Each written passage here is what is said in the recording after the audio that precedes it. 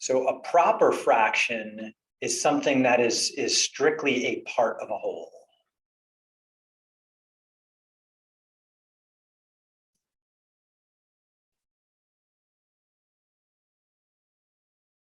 Right? It's part of the whole. It isn't the whole thing, and it's not more than a whole.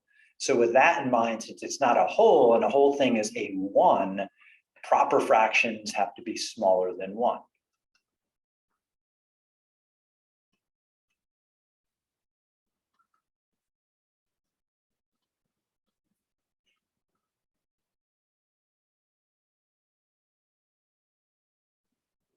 When I play around with proper fractions, like earlier we looked at 3/4 or 2/3 or 7/10, a consequence of being less than 1 is that I have to have less pieces that I'm looking at than the pieces in the whole. So in general there, the numerator is going to be less than the denominator. Another way to think about it.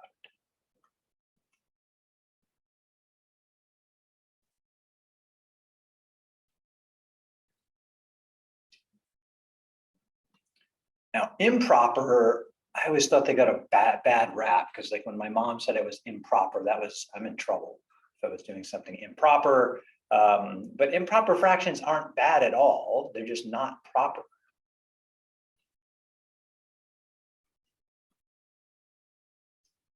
And in this case, proper is not, good or great or perfect. It's just being less than 1. So not proper means it's greater than or equal to 1. So proper is less than 1. If you're not less than 1, then you could be 1, or you could be bigger. So improper fractions are things like 4/4. Or earlier we saw 8/6. Similar to 8/6, we saw 4/3. And in this case, the opposite of less than is greater than or equal to. So the numerator is greater than or equal to the denominator.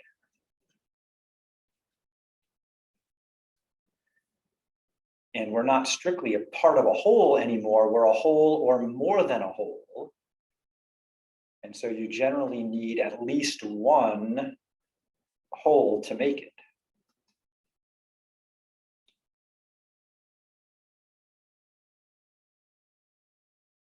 And that could be something like the 4/4. So this is my whole over here, and I cut it into 4 equal pieces. Right? 4/4 is my whole cake.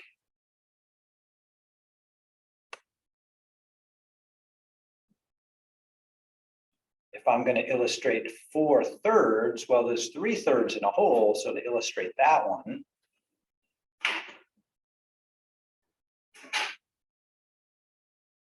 I'm going to need 1 whole to show that there's 3 equal-sized pieces, but I need more than 3, so I need another whole to make that happen. And it's best to draw the whole to illustrate what we're talking about. So I'm going to draw my 4/3 here.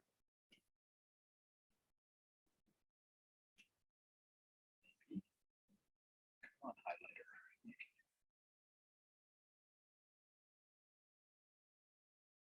There we go.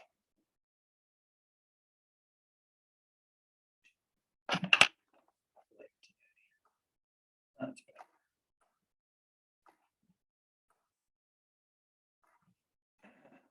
And again, our basic idea of fractions that's going to come up more often than anything else is that a fraction is an equal part, represents equal parts of a whole. And in this case, I can see, again, 1/3 represents how many pieces in a whole. I have 4 of them. And I can also see when I look at that I have 1 and 1/3. So now we can get to that mixed number idea just by drawing a fraction as an equal part of a whole.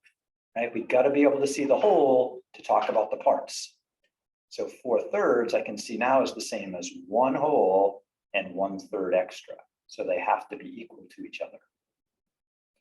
Now, just pushing that a little bit more, playing with mixed numbers,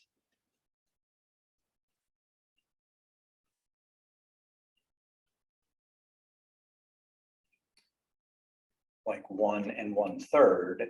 When I say that, I actually say 1 and 1/3. Literally, that is 1 plus 1/3. A 1, as my picture shows, is 3/3, plus that 1/3 gives me 4/3. And a lot of you, I'm sure, learned a shortcut for that. You do a multiplication and then an addition, 1 times 3 plus that 1 in the top gives me the 4 for the numerator.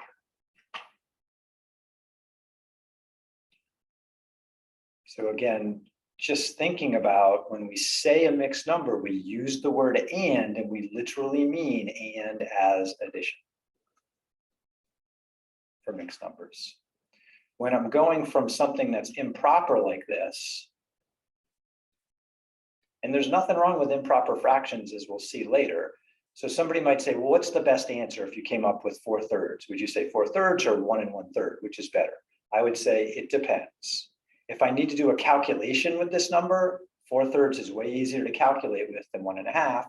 But if I'm giving directions for someone to drive, I'll probably say 1 and 1/3 miles rather than say 4/3. So they have pros and cons.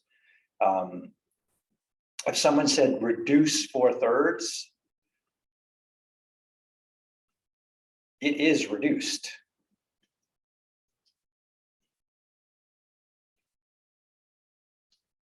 Reduced is to simplify by finding a common denominator top and bottom. 4 and 3 have no common denominator besides 1, and 1 is a pretty boring,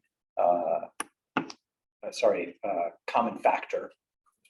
They have no common factors besides 1. 1's pretty boring. So 4/3 is reduced. 1 and 1/3 is not a reduced version of 4/3, it's just the mixed number version of it. And so those are two different things. All right, so that's all I have right now for mixed numbers, improper and proper fractions.